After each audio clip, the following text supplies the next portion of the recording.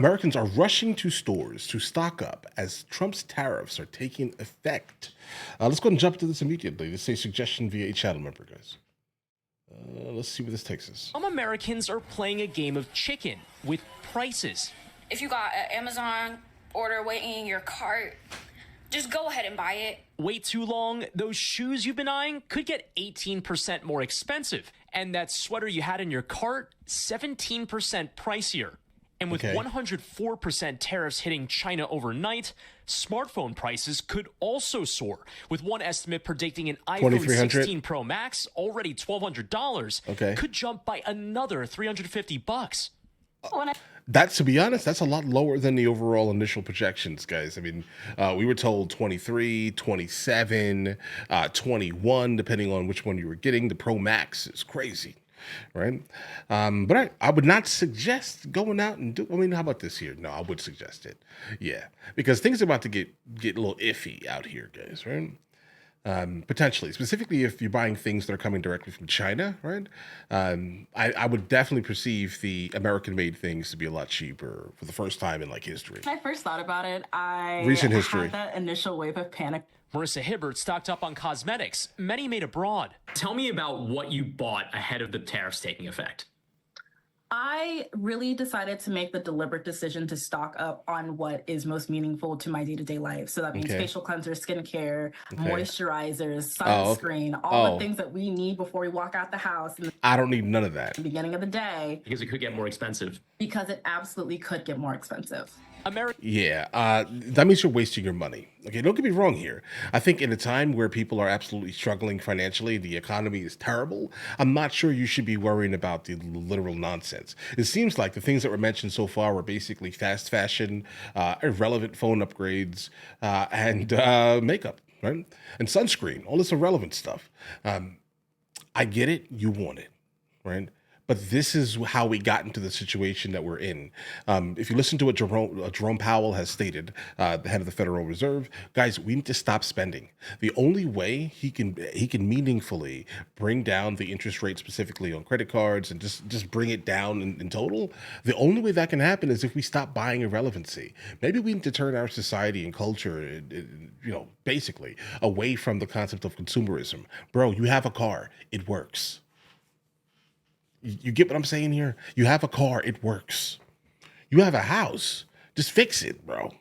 Your old car, just go ahead and swap the engine. It's probably going to be cheaper than buying a new one, than having to finance it with terrible finance rates. I'm just going to be honest here. We need to kind of buckle down as a society for a quick second here, right? And I think things will get better. But either way. Americans are hitting the store for basic necessities too. Take a trip to Costco. Get some emergency supplies. Stock up on some things. Even billionaires like Mark Cuban say it's time to buy necessities from toothpaste to soap, bringing back memories of the toilet paper stashing during the pandemic. I need to understand why. Stocking up before why did you bring a camera into the grocery store, set it up, and then photograph yourself stepping on an empty dairy aisle? Yeah, that's my why. But you know what, listen. Tariff-driven prices isn't a bad idea, especially for products like coffee and rice, which are largely not made in the U.S. But experts warn, keep your cool. Try to buy only what you need for groceries. I think the thing to try to avoid is sort of panic buying and sweeping down the aisle and just putting in everything, whether you need it or not.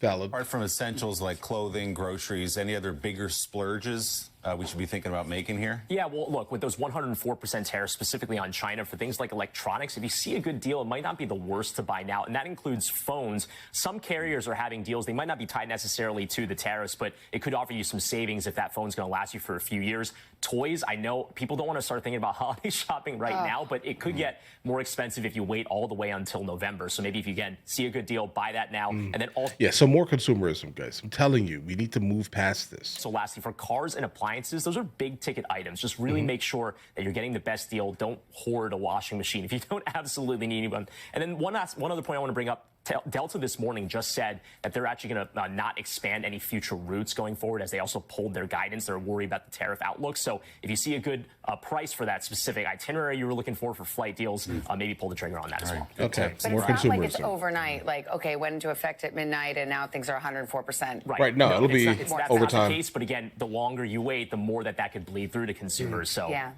We'll start to see it. Okay, Thanks, Brian. Brian. Thank you. Appreciate it. Guys, this is how we got into this. Like this entire situation. Like I hear you. Hopefully, don't hoard things. Number one, right? Don't buy more than you literally need. You have a car. It's like 20 years old, but is it running still? Is it running? Don't look to buy a car I stupidly. All right. When I decided to basically move back to the United States of America, like half and half with Spain, what I did stupidly was bought a car. All right. I bought a car. And the worst, I think it was like 2022 was when I was like, you know what, I'm gonna be here. Just let me buy a car. And so I did that, and it was the stupidest time in the history. I'm underwater like $10,000. All right, and I'm just like, what? Like negative equity. Okay, it was so overpriced. I was just like, nah, bro, this is absolutely nuts. Don't fall into these traps, please. I understand things are rough. Things have to be rough. Things are gonna be rough, bro. They're going to be. Right? The 19, right? Messed us all up. It did. It messed the world up, actually. Right? We printed so much money to bail so many things out except for the people. Okay? All right. That all of this money is now added to our debt, which has then obviously lowered our overall credit rating internationally. Like we have a problem here. While the average American, Gen Zer specifically, is out here doom spending because they realize they can no longer, afford the house that they were saving up for. Guys, I'm trying to breathe here. Okay, this is rough. That's kind of where we are. There were people that were saving for decades, had a sizable savings, and just blew it on irrelevant nonsense. Guys. But all right, listen, guys. Let me know in the comments what you guys think. I'm tired. I'm sick and tired of being sick and tired of just like people overspending and then complaining why. Like, I generally don't sit here and agree with boomers, generally because they come from a different time. I don't just generally immediately say, you know what, that makes sense. No, it doesn't. You bought your house for 16 popsicles. Okay, no, it's not. You were in a time where minimum wage was moving with inflation. Basically, our minimum wage, crawled to a crawl. Okay, we have a problem here, right? And so the people, this younger generation, are absolutely out of it, right? What is it? 50% of millennials and Gen Zers are still receiving, half of their income, let's say, from their parents. That's a recent stat, and I'm just like, oh, well, that's crazy. We have a problem, all right. And so, but I do say the only thing I do, I seriously agree with boomers when they speak. I agree with the luxuries, right? But I think that this younger generation, well, I'm a millennial, right? So millennials and Gen Zers seem to think one thing. These aren't luxuries. These are necessities. Do you need a cell phone? No, you don't. You don't need a cell. Do you need internet? No, you don't.